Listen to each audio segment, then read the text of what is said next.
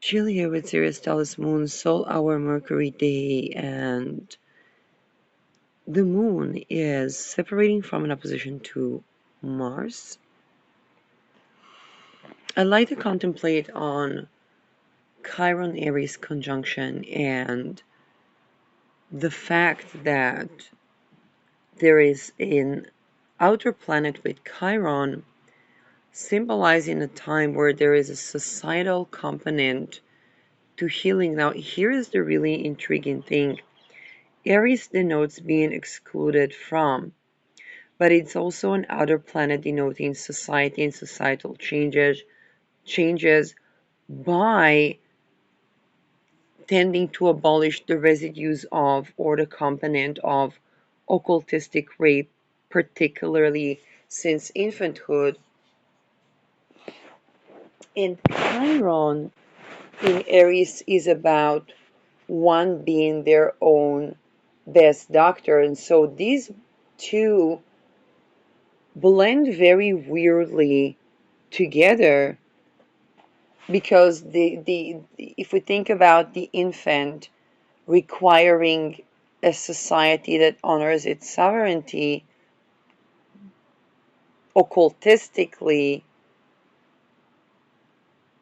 being an infant, and Chiron in Aries, one being their own best doctor, is very weird blending. Like it's a very weird juxtaposition to have in the sky, um, where and even the component of the healing society or the wounded healers as society, while Aries deals with the scientific changes that attempt to address and remediate or backtrack the effects of occultistic rape on science and society, with Chiron being the wounded healer type of society. So it's the particular healers, conventional and not, that had to be their own best doctors and to begin with advocate for patient sovereignty.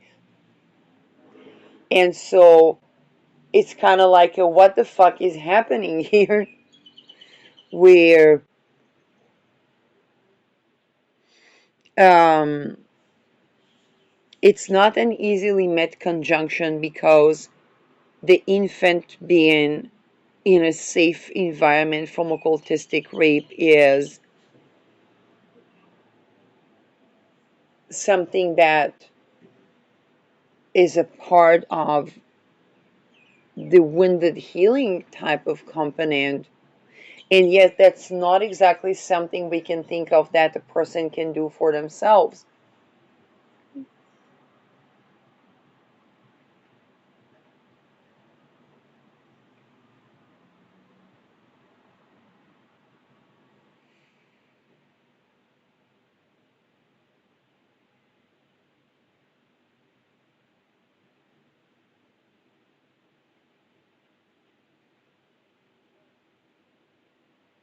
So,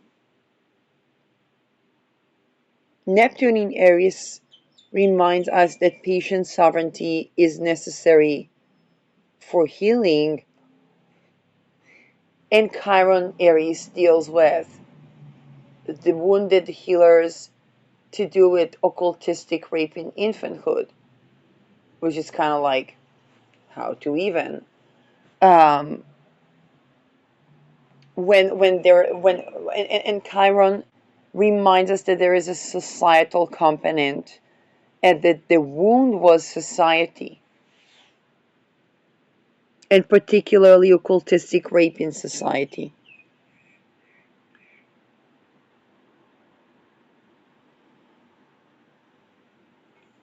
Now, Chiron and Aries do meet every 50 years or so, which would put us in, if we're in 2026, um, 20 years ago would be 2006, and then the rest of the 30 would take us to 86.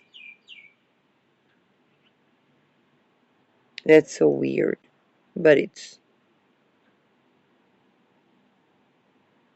50 years.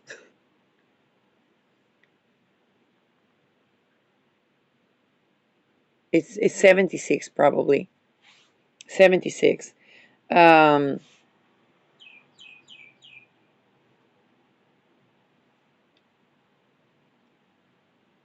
where we would have Pluto in Libra, Neptune, I think in Sag, and Uranus somewhere between the end of Libra to Scorpio, or I think already Scorpio.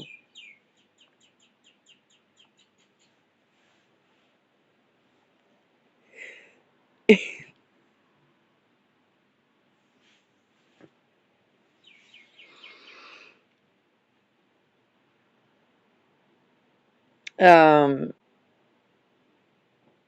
Now, of course, we're not talking about exactly 50 years back because Eris moves a couple of degrees,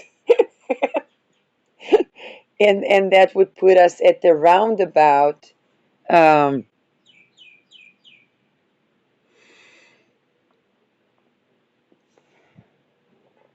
but not that much of a roundabout. It would either be towards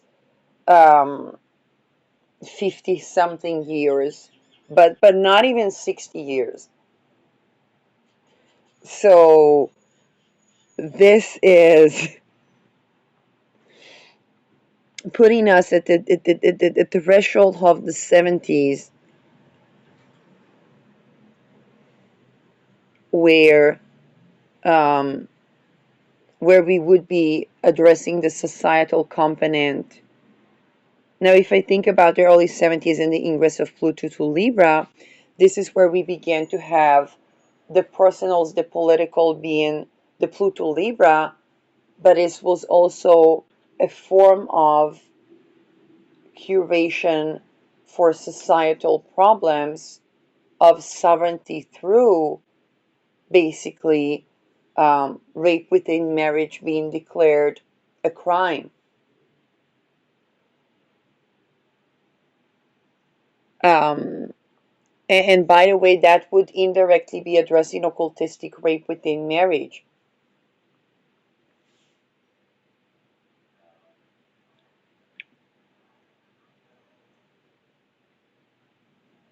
Um,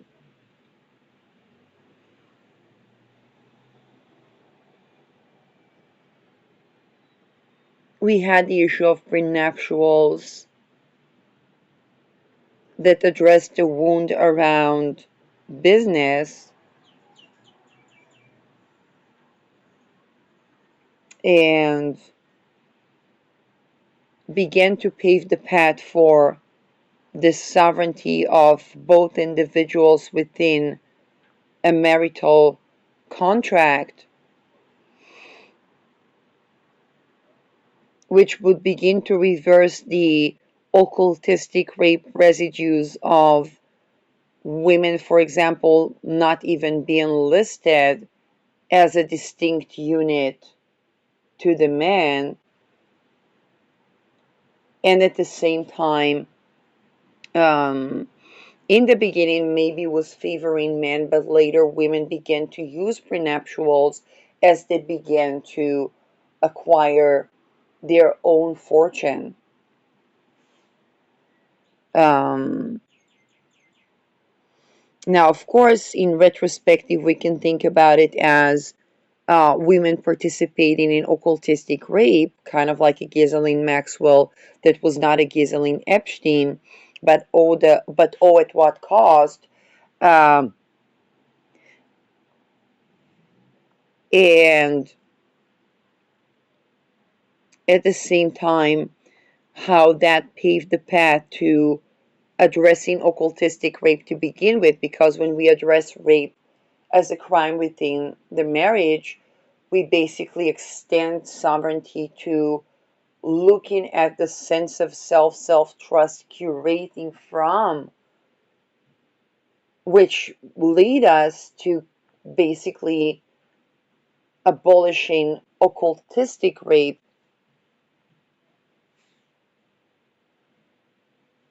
as a necessity, which further unravels 50 years later.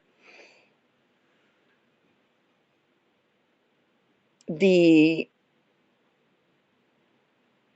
the sovereignty relations regarding healing and the healing conglomerate, particularly when we see the permeation to um, the the medicine, both the physical, whether it's COVID, and the mental health infiltration of basically occultistic rape permeating the space where people are supposed to recover from things that stem from occultistic rape.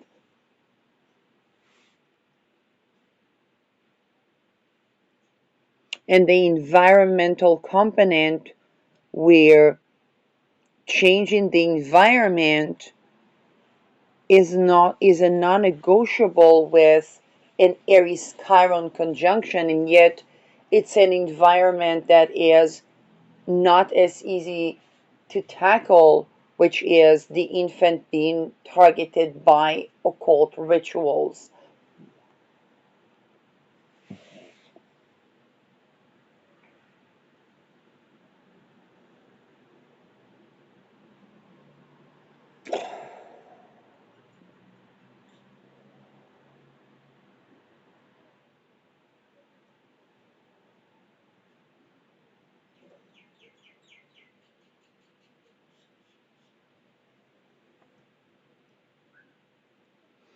Jupiter is slowly applying to square Chiron and Aries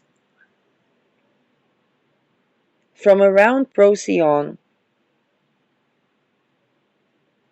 and this is the challenge of being the favored, where the environment torments the favored. Big shout out to Lida Sefa about the favored being tormented in such environments.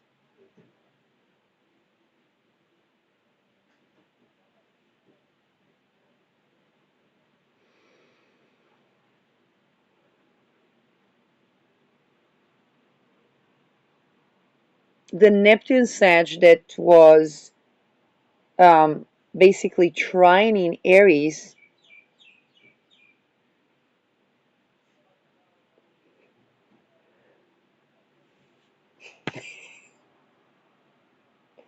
um, at the roundabout of the co-presence of Chiron and Aries, um,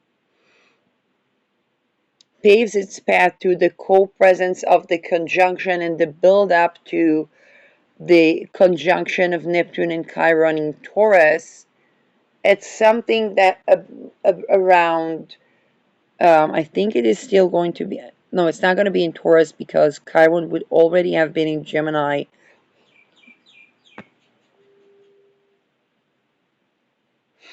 But we're definitely building to the Neptune conjunction with Chiron.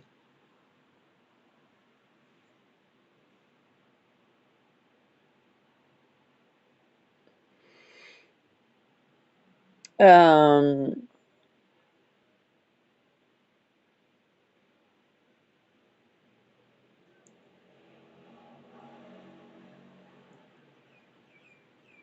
the weirdness around consciousness, where the sovereign can remain the sovereign and the consciousness is fleeting through, kind of like channeling, but not necessarily volitional, um, seems to be this attribute of both Chiron, Aries, but also Neptune in Aries. And this very cool presence is already interesting.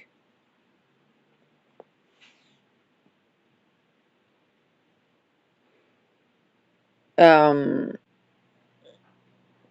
The difference from the trine is that there is not an agreement between Neptune and Eris Chiron. Now, when I think about the case of Pellicot, which would have been at around the area of the agreement between Neptune and Aries,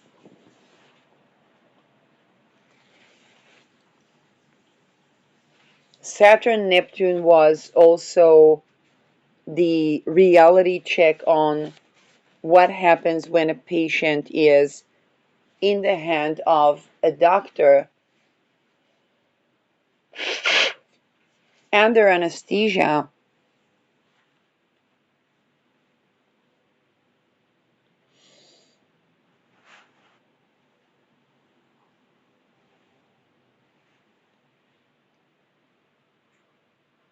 reminding us that the societal component is incredibly important. And the sign of Aries is also a war sign, actually creating extreme situations where one could ponder about mass death as curation of societal ailments, um,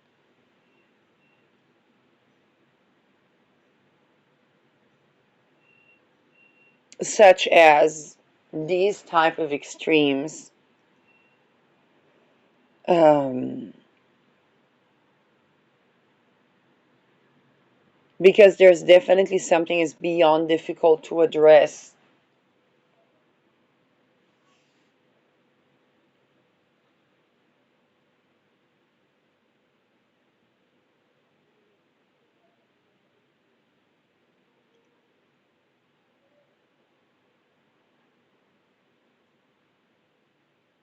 And it also pertains to a lot of the legacies that were achieved within such environments, being, how should I say that?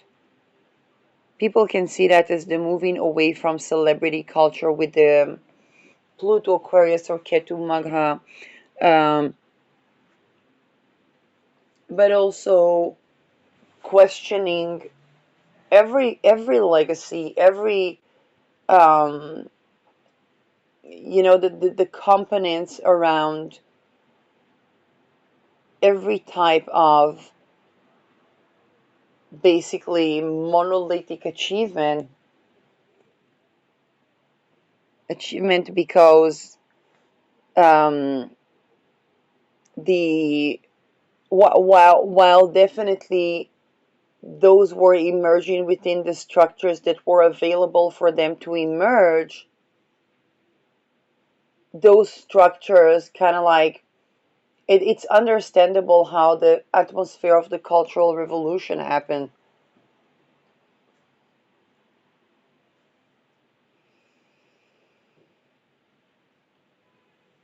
And at the same time, we have the people that would challenge that particular status quo, um,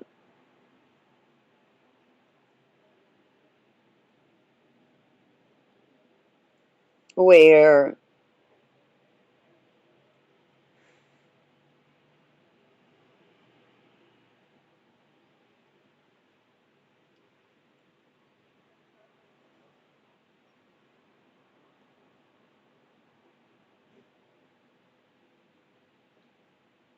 um,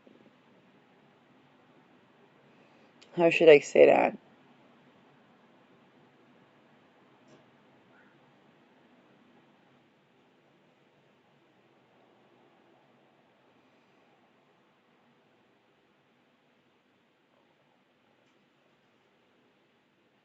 It goes to a place that is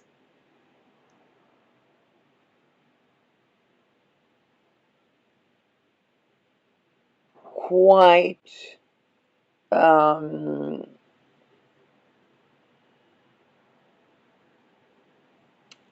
quite the issue where people, the only source of learning for people was having to pick the bits and pieces that they could without subjecting themselves to being raped or raping.